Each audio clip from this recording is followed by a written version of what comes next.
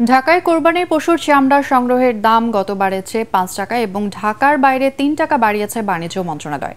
আর খাসির চামড়া ৫ টাকা এবং বকরির চামড়ার দাম বাড়ানো হয়েছে ৬ টাকা।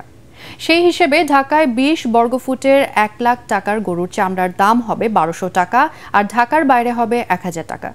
সচিবালয়ে বাণিজ্য মন্ত্রণালয়ের সাথে সভা শেষে নতুন এই মূল্য নির্ধারণের ঘোষণা দেয় বাংলাদেশ ট্যানারি মালিক সমিতি। আরও জানাচ্ছেন আপেল মাহমুদ। প্রিয়জনের অনুভূতি বোঝেন আপনি, আর আপনার প্রয়োজন বোঝে ওয়ালটন স্মার্ট ফ্রিজ। দেশের রপ্তানির খাতগুলোর মধ্যে অন্যতম চামড়া শিল্প। সারা বছরের পশুর চামড়ার মোট সংগ্রহের ৫০ ভাগে আসে কোরবানি থেকে।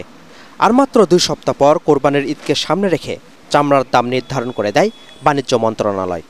এবছর ঢাকায় লবণযুক্ত গরুর চামড়ার দাম প্রতি বর্গফুট নির্ধারণ করা হয়েছে ৫৫ থেকে ৬০ টাকা, যা গত বছর ছিল ৫০ থেকে ৫৫ টাকা। অন্যদিকে ঢাকার বাইরে লবণযুক্ত প্রতি বর্গফুট গরুর চামড়ার দাম নির্ধারণ করা হয়েছে ৫০ থেকে ৫৫ টাকা। সারা দেশে খাসির চামড়ার প্রতি বর্গফুটের দাম নির্ধারণ করা হয়েছে ২০ থেকে ২৫ টাকা আর বকরির প্রতি বর্গফুটে ১৮ থেকে ২০ টাকা। আমরা ন্যূনতম একটা চামড়া কিনবো ১২০০ টাকায়, ঢাকার চামড়া ১২০০ টাকায় লবণযুক্ত চামড়া আমরা এবছর কিনবো। আমরা ঢাকার বাইরে চামড়া ১,০০০ টাকা করে আমরা লবণযুক্ত চামড়া আমরা কিনবো। সাইমেন্টেনিয়াসলি আমরা ছাগলের দামও আমরা ২০ থেকে ২৫ টাকার মধ্যে কিনবো। গেল কয়েক বছর চামড়ার ভালো দর পাওয়া যাচ্ছে না জানিয়ে এবার খানিকটা ইতিবাচক প্রত্যাশা করছেন বাণিজ্য প্রতিমন্ত্রী।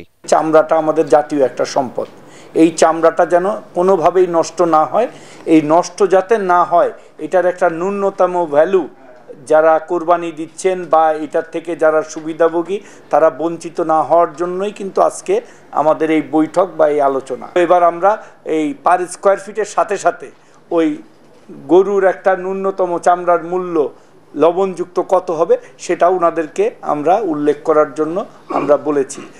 এদিকে রাজধানীর আফতাবনগরে এবার বসছে না পশুর হাট। এলাকার এক বাসিন্দার রিটের কারণে এমন সিদ্ধান্ত জানায় আদালত।